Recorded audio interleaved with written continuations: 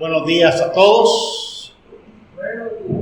Sean nuevamente bienvenidos cada uno de los hermanos y de los amigos a esta reunión. Espero que tiene mucho volumen, pero vamos a... Estaba viendo la carta acá, la línea de tiempo, ¿verdad? Y estamos a la mitad del grupo de los 12, conocidos como los profetas menores. Hemos visto ya hasta Miqueas, que terminamos el domingo pasado, ¿verdad? Ahí son 6 profetas ya, y luego en esta mañana vamos a iniciar Nahum, y de ahí de Nahum hasta Malaquías son 7 profetas conocidos entre el grupo de los 12, ¿verdad? Y el libro de los 12 se conoce en la Biblia hebrea, y nosotros en el estudio bíblico lo conocemos como los profetas menores. Tenemos ahí a Ezequiel y Daniel, que no vamos a estudiar, ¿verdad? Solo están ahí para poder visualizar en el contexto histórico donde se encontraban estos libros. Así que solo estamos con los 12 y ahora estoy a la mitad, ¿verdad? Después de un año, al menos vamos avanzando poco a poco ahí en la mitad. Nahum. Si le pregunto cuántos han leído Nahum, esperaría que por lo menos la mitad haya leído Nahum alguna vez. Estaba escuchando a J. Vernon McGee, ¿verdad? A través de la Biblia. Dice J. Vernon McGee, si hay un libro que es descuidado en el contexto de los 12, de los profetas menores, si hay un libro que ha sido descuidado es Nahum. Casi nadie conoce nada de Nahum. Y él dice, quizás se deba a que Nahum no tiene menciones en el Nuevo Testamento. Casi no hay referencia que diga esto lo habló Nahum y se venga desde el Nuevo Testamento hasta el Antiguo Testamento, como si lo hemos encontrado en Miqueas, ¿verdad? Como si lo hemos encontrado en Oseas. Y eso es lo que la palabra del Señor nos muestra. Entonces dice J. Vernon McGee que en ese sentido ha sido del más descuidado. Si yo le pasase una hoja sin Biblia a usted en la mano y le dijese, póngame algo que sepa de Nahum, ¿qué pondría? Pues obviamente pondría lo que sepa de él, y si no sabe nada, pondría nada, ¿verdad? Siendo sincero, pues, porque así es. Porque hemos sido descuidados en ese contexto, o en ese sentido, de estudiar la vida de los profetas menores. Y por eso estamos en este estudio, ¿verdad? Así que yo le invito a que lea Nahum. Si no lo ha hecho hasta ahora, que lea Nahum. Solo son 3 capítulos. De una sentada usted se lo lee y va a entrar en el contexto que tiene Nahum. Vamos a leer el primer versículo, que es la introducción, ¿verdad? Y si el Señor nos permite, vamos a desarrollar todos los versículos del capítulo 1, si así nos lo permite el tiempo. Nahum. Hay un verso conocido, lo que pasa es que sí, es el verso 15, ¿verdad? El 7. Bueno, vamos a ver cuántos lo conocen. El más conocido, pero lo relaciona con Isaías, es el verso 15. Pero el que más conocen es el de Isaías, aunque está escrito casi de la misma manera. Ahora, el hermano César dice que hay un verso conocido y es el verso 7, ¿verdad? Del capítulo 1. Ok. Vamos a ver cuántos conocen, ¿verdad? El verso 7. El hermano César lo conoce, por eso dice que para él es conocido, ¿verdad? Así que vamos a leer el verso 1. Dice así la palabra de nuestro Dios. Profecía sobre Nínive. Libro de la visión de Nahum de Elcos. Que el Señor nos ayude, ¿verdad?, a meditar en su palabra esta mañana y a sacar de ella para nuestro provecho. Mire, dice acá, y la introducción solo dice así, profecía sobre Nínive. Todos recordan, pues todos, siempre meto a todos, ¿verdad? Esperaría que todos sepamos qué es Nínive, ¿verdad? Nínive, en este sentido, desde 663, ya le voy a explicar por qué se considera que está hablando en este contexto del año 663 antes de Cristo. ¿verdad? Ahí tenemos la expresión siempre antes de Cristo. Todos estos años son antes de Cristo. Del 663. Alrededor de 100 años atrás, ¿verdad? Acá, en el 760 por ahí, un hombre llamado Jonás habló de la misma ciudad de Nínive. Eso es lo que tenemos, 100 años atrás, alrededor de 100 años atrás. No sé si recuerda por qué le dije que le ponía paréntesis, ¿verdad? Pero los paréntesis es porque no hay una fecha exacta, porque el libro no tiene mención de ningún rey, pero hay en el contexto que podemos observar, hay parámetros para medir más o menos el tiempo en que fue escrito cada uno de estos libros. Por esa razón allá tenemos en el 760 a Jonás. No voy a regresar a Jonás. Pero Nínive era la ciudad o la capital del imperio asirio. El imperio asirio, sí, espero que lo recuerde, eso sí, porque aquí lo vimos, ¿verdad? Aquí en el 722, cuando Asiria invadió el reino del norte, cuando se llevó cautivo al reino del norte, a Israel, se le llevó cautivo, y luego Asiria, después de este mismo rey, lo que trajo fue otras personas a vivir allí al lugar de Samaria. Por eso Samaria no se les tiene en cuenta como israelitas, ¿verdad? Porque él trajo a esas personas de afuera a vivir ahí, este mismo imperio asirio. Nínive entonces es el énfasis del imperio, ¿verdad? Es la capital del imperio asirio. Por eso el libro dice acá, profecía sobre Nínive. Cuando leamos todo el libro encontraremos que tiene alusiones a lo que es la ciudad de Nínive. Ahora bien, en ese año se considera que fue en el 663 por dos razones claras. Primero, Nínive fue destruida en el 612, alrededor por acá. La historia general nos narra así. En el año 612 Nínive fue destruida. O sea que este libro, tuvo que ser escrito antes del 612, ¿verdad? Porque esa habla de la destrucción de Nínive. Por esa razón es antes de esta fecha del 612. La historia general lo narra de esa manera. Pero también tiene que ser después del 663. ¿Por qué? Ahí vamos al mismo libro que nos narra en el capítulo 3, versículo 8. Capítulo 3 de Nahum, verso 8.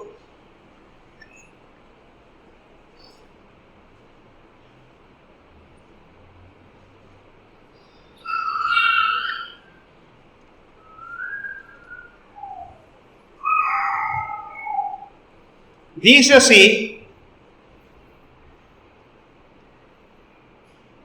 ¿eres tú mejor que Tebas, que estaba asentada junto al Nilo, rodeada de aguas, cuyo baluarte era el mar y cuyas aguas por muro? Etiopía era su fortaleza, también Egipto, y eso sin límite. Fut y Libia fueron sus ayudadores. Sin embargo, ella fue llevada en cautiverio. También sus pequeños fueron estrellados en las encrucijadas de todas las calles, y sobre sus varones echaron suerte, y todos sus grandes fueron aprisionados con grillo. Esta ciudad de Tebas, dice la historia, que desapareció entre el año 64 y 66. Que fue atacada. Esto que dice Nahum aquí, ¿verdad? En el verso 8 del capítulo 3, sucedió entre el año 64 ahí. Entonces, cuando habla ahí Nahum 3:8, habla en pasado, que ya ha sucedido, ¿verdad? Eso es lo que dice ahí. ¿Te crees tú mejor que Tebas? Estaba, asentada, todo es pasado, ¿verdad? Para que entendamos. Entonces, cuando fue escrito es de esta etapa, Desde acá, entre el 63 y el 612 fue escrito Nahum. Por eso tenemos esa fecha de 663 entre, ¿verdad?, ahí signos de interrogación. Porque fue en ese tiempo que se escribió esta profecía. Dice así, profecía sobre Nínive. Segundo aspecto, dice, libro de la visión de Nahum de Elcos. Nahum, su nombre, significa consolación. Nahum significa consolación. Mire, si usted lee Nahum, o si ya lo leyó, va a encontrar que no hay ningún llamado al arrepentimiento. No hay ninguno. Hay juicio y hay promesa, eso sí, pero no hay llamado al arrepentimiento. ¿Recuerda la predicación de Jonás? Ese anuncio de la destrucción y cómo el pueblo se arrepintió. En esta vez, la profecía establece un término en el cual terminó la misericordia del Señor para con ellos. En el hecho de que se envanecieron, se fortaleció. Mire, si usted lee segundo libro de Reyes, capítulo 18, encontramos cuando Israel es, ¿verdad?, llevado cautivo. Capítulo 19 y capítulo 20, encontrará cómo estos asirios invadieron Judá y el Señor los liberó. Eso lo enseña ahí la palabra del Señor. Pero luego se volvieron a fortalecer y comenzaron a agarrar terreno. Bueno, yo tenía un mapa que iba a presentar, pero lo iba a ocupar tan poquito que mejor no lo quise poner. El sentido es que el reino, el imperio babilónico se extendió tan alto desde, dije babilónico, y es asirio. Desde Babilonia, la ciudad en el mapa, si usted lo mira atrás de su Biblia, desde Babilonia hasta Egipto. Es grande toda la extensión territorial de que los asirios habían conquistado ya en este tiempo. Entonces, este libro de Nahum, Judá, ya no es Israel, es Judá, está siendo asediado constantemente. Fue libertado del Señor para no ser llevados cautivos, pero está siendo asediado constantemente por los asirios. Eran los que dominaban. Era a los que tenía que pagarle tributo. Entonces, Judá en ese contexto está siendo sometido por el imperio asirio. Entonces, Nahum, su nombre que significa consolación. No sabemos nada de Nahum, nada. Solo una cosa, que era de Elcos. Eso es lo que sabemos, que era de Elcos. Y hasta el día de hoy, la arqueología ha buscado dónde quedaba Elcos. Hay suposiciones, ¿verdad? Unos lo ubican, estaba al lado cerca de Babilonia, otros cerca de Jerusalén, porque habían nombres parecidos. Pero nadie puede decir a ciencia cierta que Elcos está en este lugar. No lo hay. Solo hay suposiciones que aquí podía haber sido Elcos o en otro lugar. La escritura dice Nahum de Elcos. En el Nuevo Testamento, en los Evangelios, encontraremos una ciudad que tiene relación al nombre. Algunos piensan que puede derivar de que sea de este Nahum, pero nadie lo puede aseverar. Se llama Capernaum.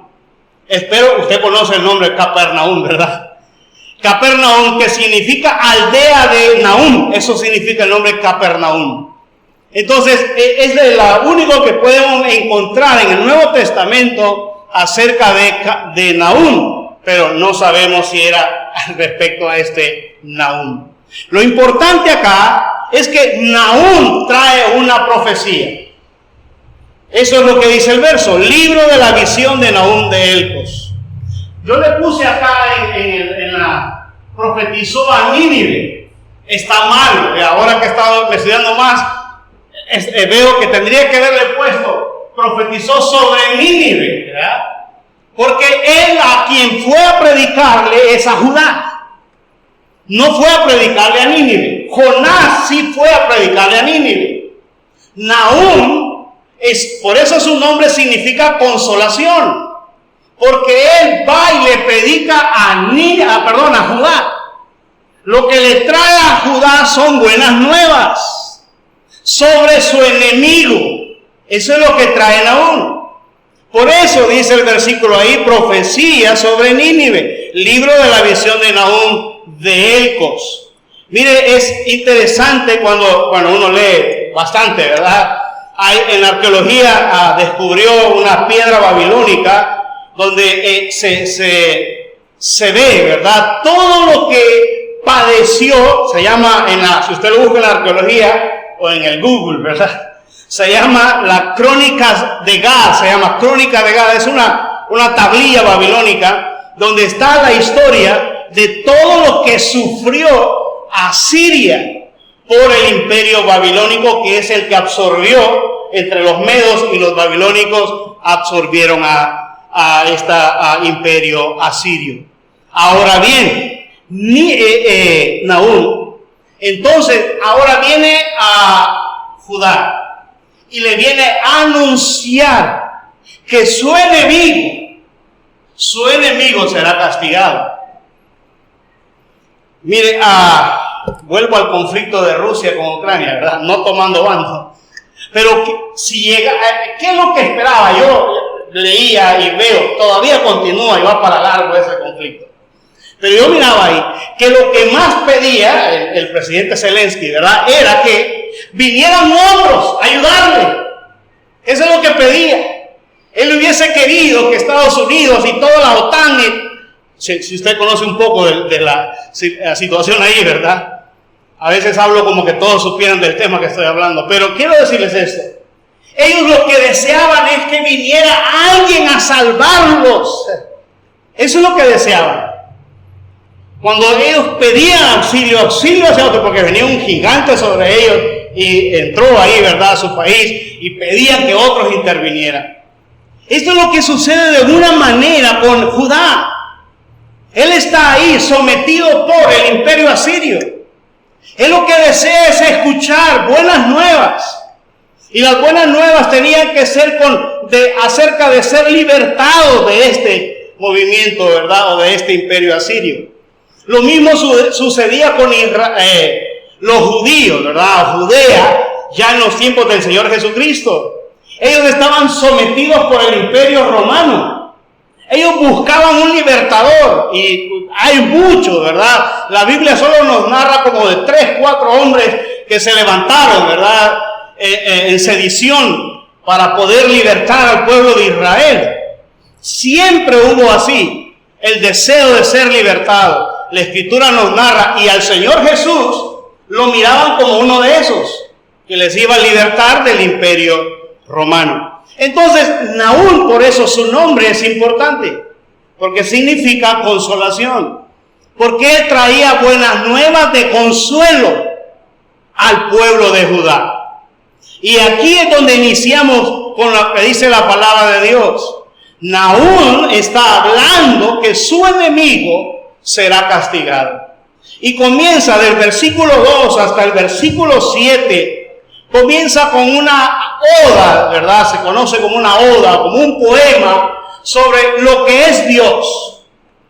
Eso es lo que encontramos ahí. Vamos a leerlo, ¿verdad?, en esta mañana. Versículo 2 de Nahum, capítulo 1.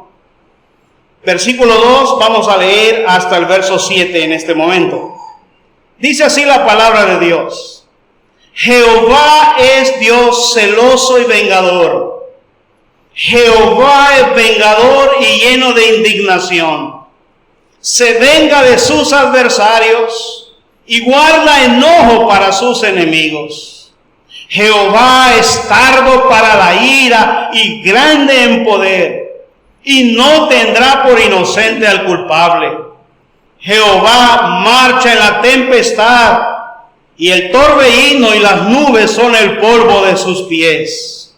Él amenaza al mar y lo hace secar, y agosta todos los ríos. Basán fue destruido, y el Carmelo y la flor del Líbano fue destruida. Los montes tiemblan delante de él, y los collados se derriten. La tierra se conmueve a su presencia y el mundo y todos los que en él habitan. ¿Quién permanecerá delante de su ira? ¿Y quién quedará en pie en el ardor de su enojo? Su ira se derrama como fuego y por él se hienden las peñas. Jehová es bueno, fortaleza en el día de la angustia y conoce a los que en él confían. Mire, acá tenemos un arreglo, ¿verdad? Como poema, hablando de lo que es Dios. Podemos sacar, en lo personal, puedo sacar 4 características muy claras ahí de lo que podemos ver acerca de Dios. Primero, vamos a ver su indignación. Dice el versículo 2, Jehová es Dios celoso y vengador. Jehová es vengador y lleno de indignación. Se venga de sus adversarios y guarda enojo para sus enemigos. Jehová es tardo para la ira y grande en poder, y no tendrá por inocente al culpable. Podemos ver la indignación del Señor contra la maldad en lo primero del poema que está escrito acá, en la forma que está escrito. Podemos observar que Él dice que es celoso y vengador. Dice que Él es lleno de indignación y se venga de sus adversarios. Hay una secta que no puede conciliar la persona del Señor Jesucristo con Jehová. Y para ellos son 2 cosas diferentes. El Dios del Antiguo Testamento no tiene que ver con nada para ellos, ¿verdad? No estoy enseñando eso. No tiene que ver con nada con el Jesús que nosotros conocemos. ¿Por qué? Porque ellos miran a Jesús como Jesús amor. Jamás han visto al Señor Jesús como un juez ejecutor. Jamás. Entonces, cuando observan a Jehová, aquí en este libro de Nahum, al hermano William MacDonald, si no me estoy equivocando, o MacArthur, creo que es el que dice de alguna manera que ellos están observando solo la justicia de Dios aquí en el Antiguo Testamento, en Nahum. De esta manera, ellos solo observan que Dios es vengador, lleno de indignación. Él guarda enojo para con sus enemigos. Entonces no pueden conciliar al Señor Jesús, ¿verdad? Que por amor se entregó por nosotros. Pero olvidan todo lo que es Dios. Dios es amor, obviamente así es. Pero Dios es justicia. Dios es santo. Y podemos observar entonces en su indignación. Dice que se va a vengar de sus adversarios. Dice que va a guardar, en el versículo 2, enojo contra sus enemigos. Dice que es tardo para la ira. Pero dice, grande en poder y no tendrá por inocente al culpable. No tendrá por inocente al culpable. Las personas quieren ver a Dios como el Dios de amor que es. Y por eso la gente, el día de ayer hablábamos allá en Los Laureles. La gente dice, no, es que Dios no es, yo no creo que sea malo para que me mande al infierno. Mire, hay una secta, ¿verdad?, que habla que el lago de fuego no existe. Porque no conciben que ese Dios va a castigar a alguien por toda la eternidad. Pero si Dios es eterno y dice que guarda enojo contra sus enemigos, es así. En la eternidad, siempre el mal lo va a detestar de esa manera. Por eso, cuando Nahum está hablando, dice que Dios, en su indignación, va a destruir a sus adversarios. Manifestará su ira contra ellos. Eso dice el verso 3. Pero dice, no tendrá por inocente al culpable. En segundo lugar, podemos ver su grandeza, ahí mismo en el verso 3. Jehová marcha en la tempestad. Y el torbellino y las nubes son el polvo de sus pies. Él amenaza al mar y lo hace secar y agosta los ríos. Podemos observar en la segunda parte del verso 3, dice: Jehová marcha en la tempestad, y el torbellino y las nubes son el polvo de sus pies. La grandeza de nuestro Dios. Podríamos empezar a hablar de los ejemplos, ¿verdad? Cuando Jehová marcha en la tempestad. Podríamos pensar cómo Él controla y muestra su poder. Pero está hablando que todo eso que nosotros admiramos es Dios. Dice que solamente son el polvo de sus pies. O sea, su grandeza es inmensa. Ninguno de nosotros, hermanos, podrá describir la grandeza de nuestro Dios. Nosotros podemos hablar de la grandeza de Dios en lo que se nos ha revelado, es lo único. En el estudio de la palabra del Señor y en el discipulado que tenemos para los varones, estamos siempre insistiendo, no vaya más allá de lo que la Biblia dice. Porque muchos predicadores utilizan, Dios dijo, y Dios pensó, y Dios aquí, y Dios estaba ahí viendo. Queremos ver a Dios como nosotros lo somos. Su grandeza dice que esto, marcha en la tempestad, y el torbellino y las nubes solamente son el polvo de sus pies. Porque no hay hombre que mire a Dios y viva. ¿Cuál cree que era el deseo mayor que tenían todos los siervos del Señor en el Antiguo Testamento? Todos los va a ver usted que lo que deseaban era ver al Señor. Muéstrame. Todos eso, porque ellos sabían que era un Dios grande.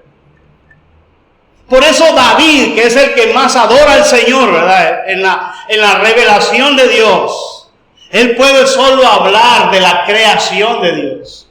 Habla de su creación. Cuando veo tus cielos, la luna y las estrellas, él puede hablar de esa grandeza de Dios.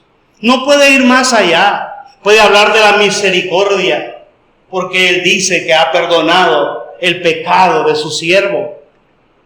Todo lo que ha experimentado. Pero esto es la grandeza de nuestro Dios. El versículo 4 hasta el versículo 6 nos habla de su poder. Dice el verso 4, Él, hablando siempre de Jehová, por eso está en mayúscula ahí, Él amenaza al mar y lo hace secar y agosta todos los ríos. Basán fue destruido y el Carmelo y la flor del Líbano fue destruida.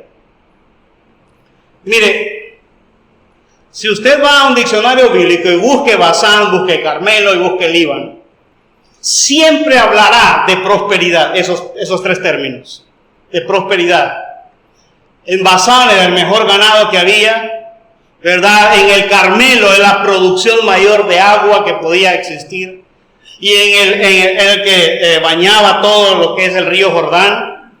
Y hablando de el Líbano, ¿verdad? Era todo lo que era lo mejor en madera, podía haber ahí.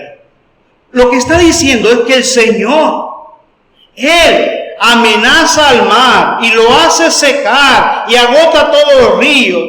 Basán fue destruido, el Carmelo y la flor del Líbano fue destruida. ¿Por qué? Porque los montes tiemblan delante de Él y los collados se derriten. La tierra se conmueve a su presencia. Y el mundo y todos los que en él habitan.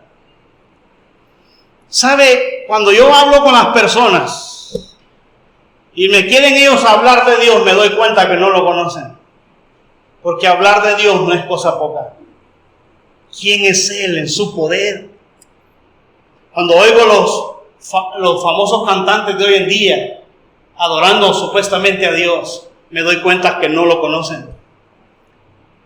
Porque no puede expresarse de una manera simple y llana de un Dios todopoderoso. Esto dice la que es su poder.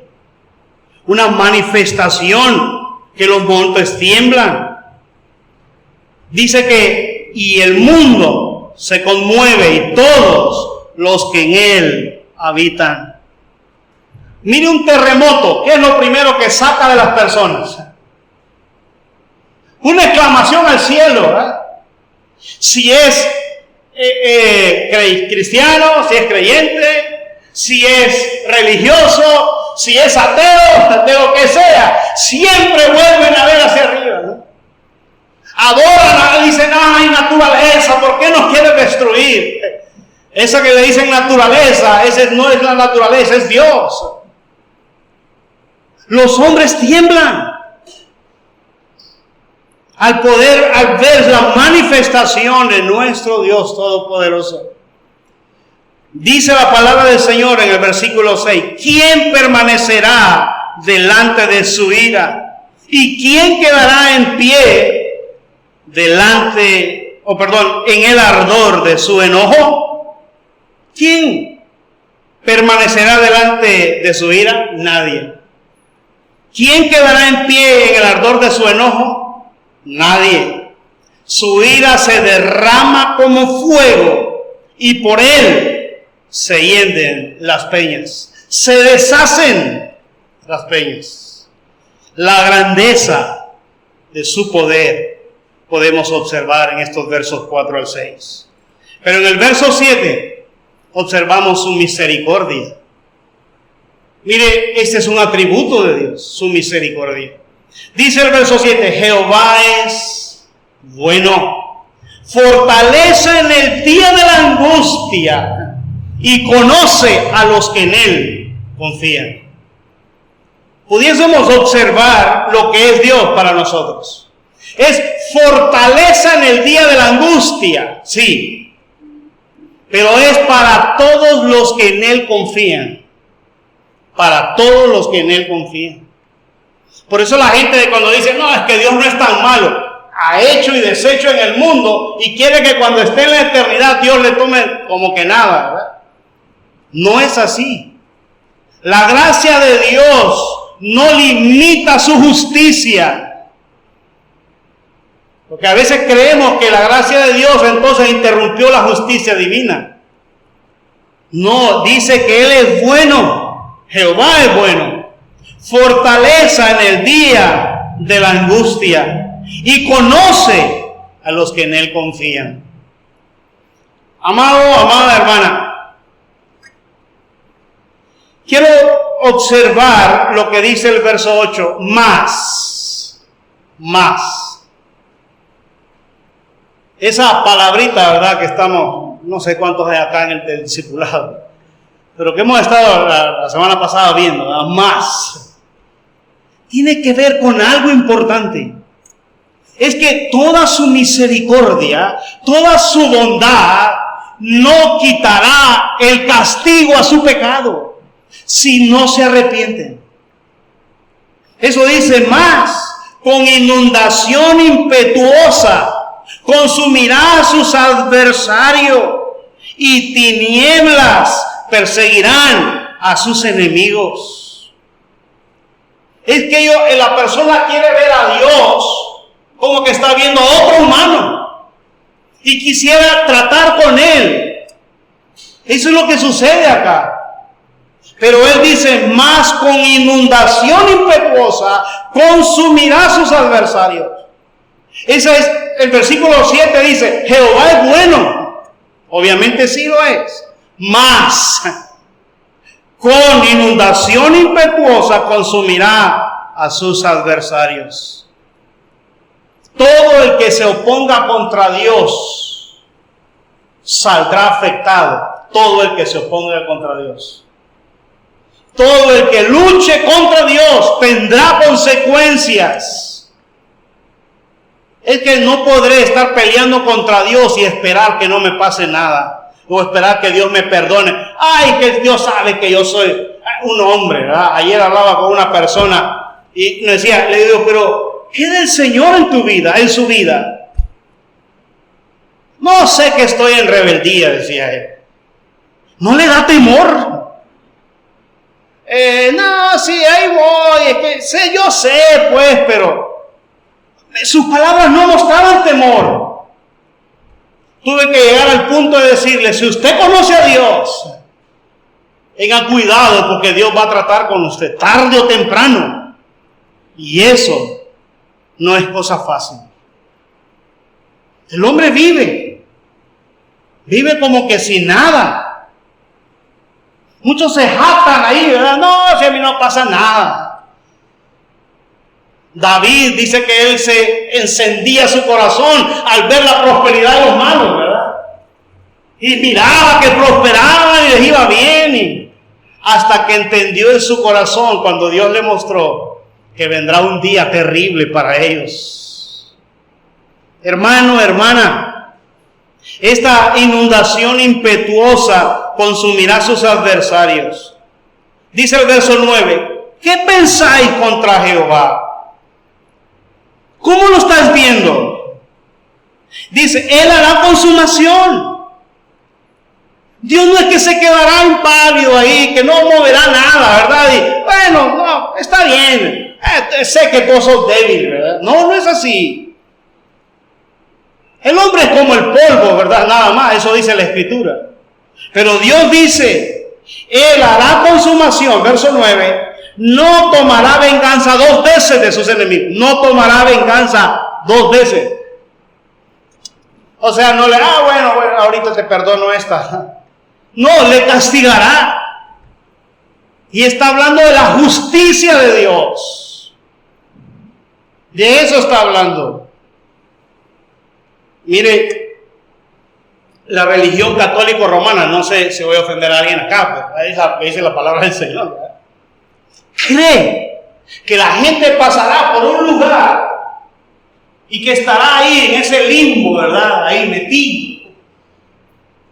Y estará purgando, porque Dios le dará la oportunidad que mejore. Y es triste verles que están gastando dinero en la tierra, los que quedan vivos, por quererles sacar del alma en pena. Triste. Pero la Biblia dice que Dios no tomará venganza 2 veces de sus enemigos. Esto es lo que la Biblia enseña. Está establecido para los hombres que mueran una sola vez. Y después de esto, el juicio. No hay doble oportunidad, es una sola oportunidad. Por eso dice el versículo acá, no tomará venganza 2 veces. Y ahora dice el verso 10 y 11, aunque sean como espinos entretejidos y estén empapados en su embriaguez, serán consumidos como hojarasca completamente seca. De ti salió el que imaginó mal contra Jehová, un consejero perverso. Ahora ya va con el pueblo de Nínive. De Nínive, hablando de todo el imperio asirio, ¿verdad? Dice el Señor que aunque sean como espinos, entretejidos, las alianzas que hacían, ¿verdad? Los malos hacían alianzas y atacaban. Y después se traicionaban entre ellos. Lo que sucedió con Media y Persia, ¿verdad? Cuando luego que Babilonia creció, bueno, vino otro que quería dominar él solo, ¿verdad? Pero dice que hacían alianzas. Los que hacen alianzas, aunque estén empapados de su embriaguez, en su alegría de sus conquistas, serán consumidos como hojarascas completamente secas. ¿Cómo se consume una hojarasca completamente seca? Ese es rápido, ¿verdad? La hoja seca le pone fuego y ya está, da la vuelta y ya se consumió. Es así. Así lo sabe consumir. Serán consumidos. ¿Por qué? Dice el verso 11, de ti salió el que imaginó mal contra Jehová, un consejero perverso. ¿Por qué imaginó mal contra Jehová? Si yo le hiciera esta pregunta de examen, ¿por qué imaginó mal contra Jehová?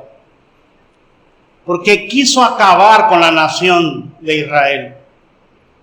Quiso acabar, destruirla.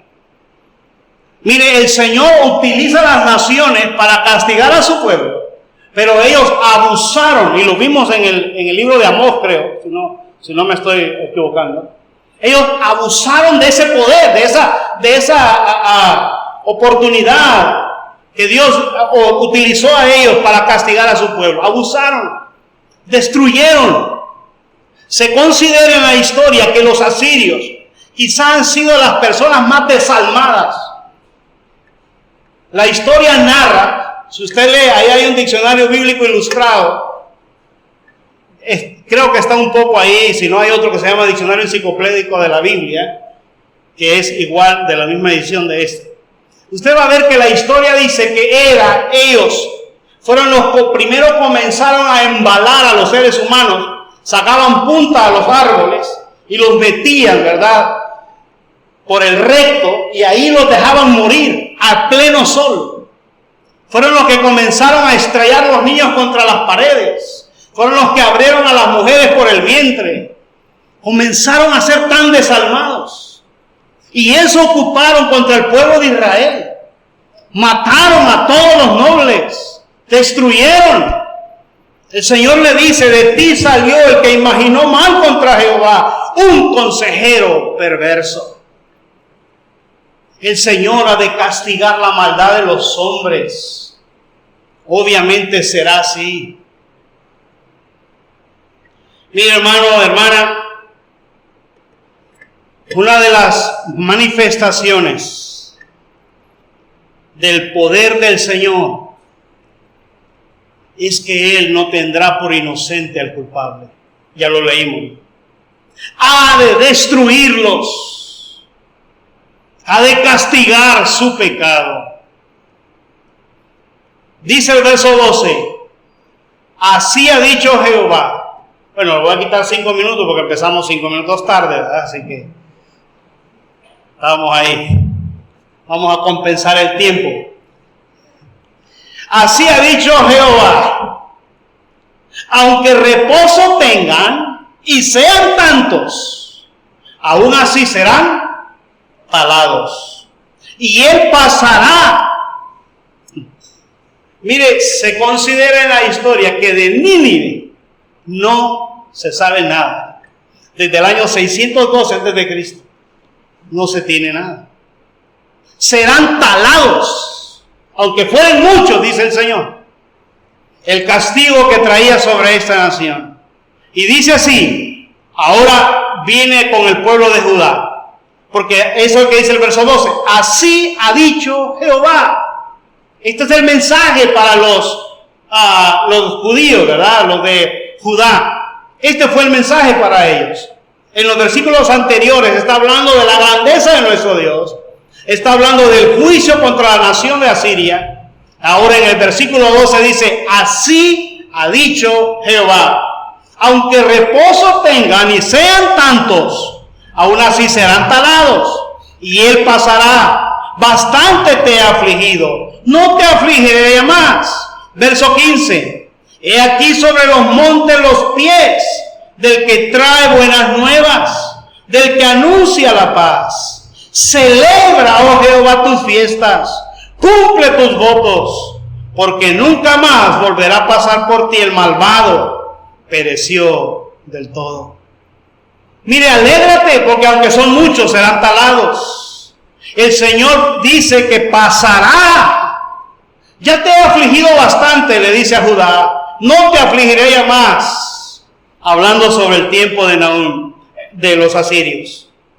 He aquí sobre los montes los pies del que trae buenas nuevas. Mire, una de las costumbres que había en aquel tiempo, ¿verdad? Hoy en día, para eso está la información tan rápida, ¿verdad? Acaba de pasar y ya lo sabemos acá. Allá no. Cuando había vencido, o la victoria llegaba, y cuando una nación salía contra otra nación, había uno que traía esas buenas nuevas. Ese venía corriendo desde la batalla hasta el país y venía a proclamar que habían vencido. Esa es la expresión más. Versículo 15: he aquí sobre los montes los pies del que trae buenas nuevas, del que anuncia la paz. El Señor dice: he aquí, ahora les traigo estas buenas nuevas. Hay paz. El que les estaba acechando será vencido. Celebra, oh Judá. En el verso 15 estoy. Celebra, oh Judá, tus fiestas. Cumple tus votos, porque nunca más volverá a pasar por ti el malvado. Pereció del todo. ¿Qué dice del malvado? Verso 14. Mas acerca de ti mandará Jehová que no quede ni memoria de tu nombre. De la casa de tu Dios destruiré escultura y estatua de fundición. Ahí pondré tu sepulcro, porque fuiste vil. 3 cosas dice. No habrá memoria de tu nombre. Busque un descendiente de Nínive y no va a hallar. No hay memoria de su nombre. Dice la palabra de Dios, de la casa de tu Dios destruiré escultura y estatua de fundición. En la arqueología no se ha hallado nada todavía sobre esto. Y además añade, ahí pondré tu sepulcro. Le está hablando al rey de Asiria. Porque fuiste vil. El Señor había de castigar. Y esto era una buena nueva para el pueblo de Judá. Mira, amada hermana, ya no nos dio el tiempo para la aplicación a nuestras vidas, porque hoy sí ya le quité los 5 minutos. Pero podemos observar, y tal vez el próximo domingo vamos a hablar un poco, al menos de la aplicación del primer capítulo para nosotros. Pero hay algo que hay que hacer énfasis todo el tiempo. El Señor es un Dios justo y ha de castigar la maldad de los que se ponen contra Él. El Dios no perdonará por lástima a nadie. Duele, sí duele. Nosotros hemos ido a predicar a varias personas que ya no analizan nada. Y es triste. Pero han tenido la oportunidad durante toda su vida. Durante toda su vida desperdiciaron. Y ahora que su mente ya no está en ellos, que ya se extraviaron por lo senil, por las situaciones de enfermedades quizás. La gente tiene y dicen, es que Dios no creo que sea malo con ellos. Es que Dios no es malo, Dios es justo. Y no tendrá por inocente al culpable. De esa manera, amados y amadas hermanas, podemos ver el capítulo 1 de la grandeza de nuestro Dios. Quizá por eso, decía Vernon McGee, quizá por eso es que no nos gusta leer Nahum. Porque Nahum declara que Dios es un Dios vengador y destruirá al malvado. Por su maldad será destruido. Que el Señor nos ayude, nosotros como creyentes, pero la próxima vez veremos la aplicación a nosotros, pero que nos ayude a vivir en el temor de la grandeza que es nuestro Dios. Que nos bendiga.